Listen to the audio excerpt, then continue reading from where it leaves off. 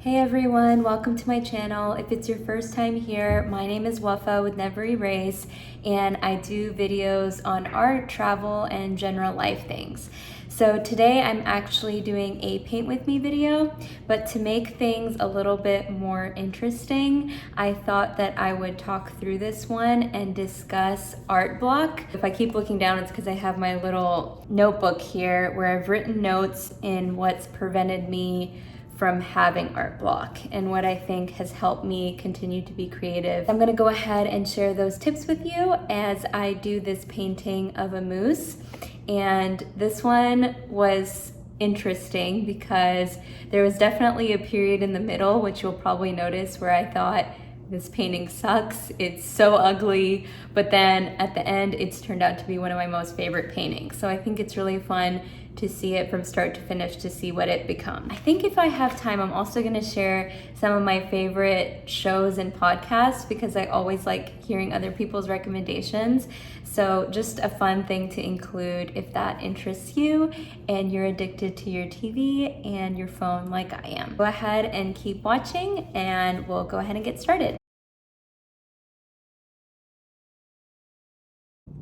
Okay, so the first tip is looking at other people's work. And I know that sounds really basic and it maybe also sounds like I'm saying to copy other people's work, but that's definitely not what I'm saying. Of course, I do think it is okay if you're doing it for practice and you're just keeping it for personal use.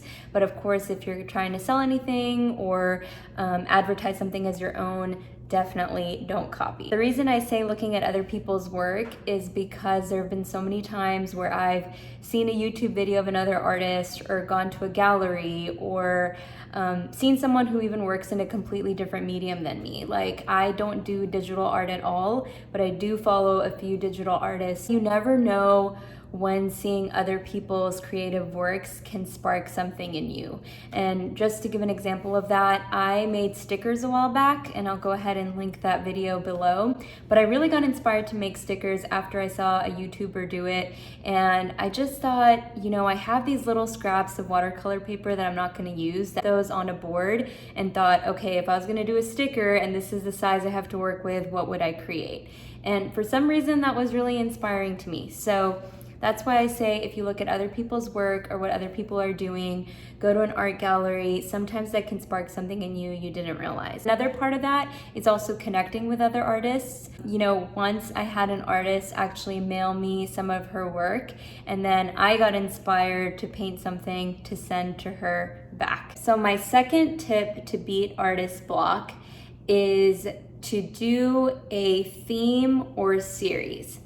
So there was a period of time that I was doing yoga pretty regularly, and that was pretty inspiring to me. And I just thought, I want to create a series of work that relates to yoga and how it makes me feel. I'll go ahead and share some pictures of the artwork I created during that time. But sometimes it helps when you have a theme in mind, you know, whether it be exercise or medicine or whatever other hobby you enjoy doing. If you have a theme or series, sometimes that gets you on a roll and gets you going. And so you can use that to your advantage. But sometimes it really helps when you have to stick to a script, stick to a theme, and find a way to be creative within those means. Third tip for artist block is entering art competitions. There's several art competitions on Instagram. You can just search hashtags, a lot of draw in your own style. I'll go ahead and put a name of one that I've done with quite a bit. It's his Instagram is @maltzcreative, and he does a lot of draw this in your own style for houses, and there's usually a giveaway at the end. That is really fun because you see other people's entries, you can be creative in your own way, trying to think of ways to stand out, and that can really get you to paint something that you probably otherwise wouldn't have painted, and therefore help you explore other styles, skills, techniques, and maybe something you end up using in the future. Fourth tip to beat artist block is to commission yourself. What I mean is that I had compiled a list of, you know, close friends, close family, and the big events coming up in their lives, whether it be a birthday or a graduation. And I thought, okay, if someone asked me, I'll pay you to create an art piece for this person. What would you create? This is a pretty easy way to practice, and it's also an easy way to give something, and then of course your family and friends might be biased, but they can really tell you the specifics, at least, of what they liked about what you've gifted them. So I think that's a good way too, if you have art block, to create something for someone you love or care about, and that can really help broaden things as well. Fifth tip to beat artist block is to keep a notebook. I love carrying a notebook because I literally write notes on something that inspires me, and literally one of my notes says flamingo, and that's all it says. And that's because one day I was thinking of how bright and beautiful flamingos are, and I thought, man, that would be really fun to paint. So I haven't gotten to it, but I write it down as soon as I think of it. So it could literally be anything. Like, you're walking down the street, I really like the look of that car, maybe I want to paint that, and you write it down. And I say this because, well, at least for me, it's easy for me to forget things like that. And so if I'm sitting there and I'm kind of like, oh, I don't know what to paint, I literally just go through this notebook, and then if something pops at me, I'm like, oh yeah, I really did want to do that. Those are my 5 tips on how to beat art block. Of course, there's a lot of people that'll say, and I do agree with this, which is, sometimes it's okay to just take a break and not think about it at all, and just relax and do whatever you want to do. And if something comes to you, it comes to you, and that's great. But I just thought of having more active tips to maybe help those who don't really want to go that route and still want to create, but just don't know what to create. So hopefully that was helpful. So I also want to talk about my current favorite shows and podcasts, just in case you need recommendations. I love talking about TV and entertainment. The first show I have to recommend is called The Undoing, and it is on HBO Max. It has Nicole Kidman and Hugh Grant in it, and it is a thriller, a psychological murder thriller. I don't know if those are the adjectives they use.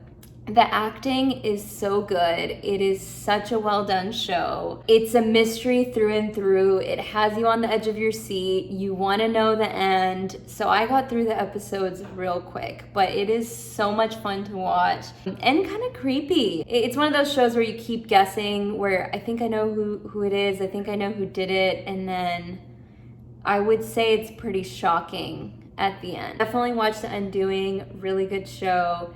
Tell me what you think. The second show is Defending Jacob on Apple TV+. This one is interesting. Again, great acting, but the end is such where it's kind of left to the viewer a little bit as to what the ending truly is, if you know what I mean. And I know some people, I sometimes cannot stand that. I know sometimes people hate that, but it's so well done, and it allows for good conversation. So I think it's a good show, but it doesn't conclude and wrap up as nicely as the first show I recommended, The Undoing. The third favorite is a show called Flight Attendant on HBO Max.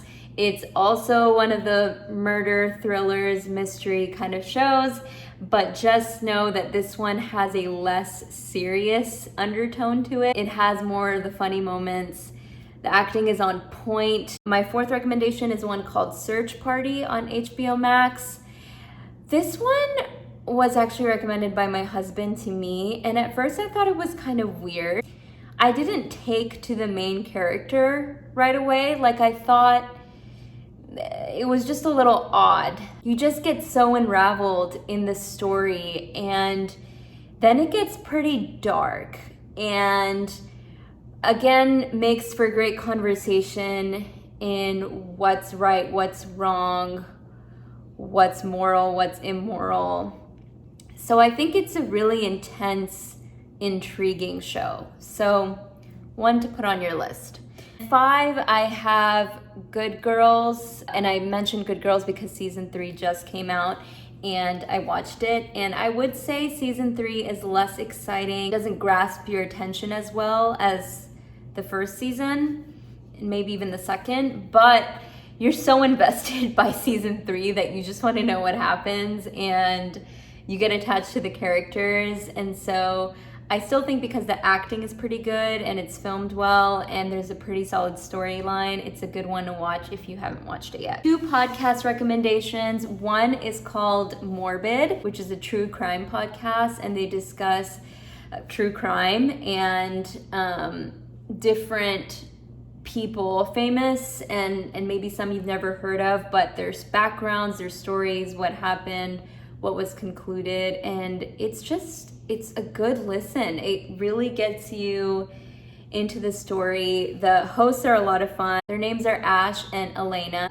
They add a fun twist to it with their personalities as well. So definitely recommend Morbid. And then the second podcast I recommend is Terrible, Thanks for Asking, and it's hosted by Nora, and I love this podcast. After I lost my granddad, I wanted to listen to something that talked about grief, and I love this podcast because it's super real. It's real people that discuss their stories with Nora of loss, of love, of good things, of terrible things.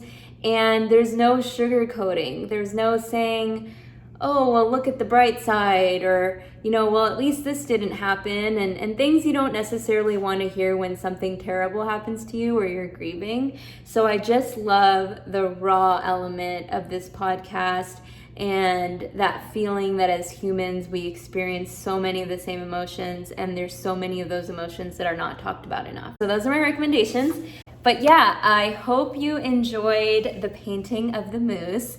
I really enjoyed painting him, even though in the middle I almost gave up, but I didn't. I just wanted to throw out there that I am super proud of this painting, and I will likely be starting an Etsy shop very, very soon, and I'm gonna include him in the shop. So if you're interested, I'll link it below, but I am hoping to get that started pretty soon and hoping to make a YouTube video on it as well. Please like and subscribe if you enjoyed this video. If you have any suggestions for shows or podcasts, please comment down below, and I will see you for the next one.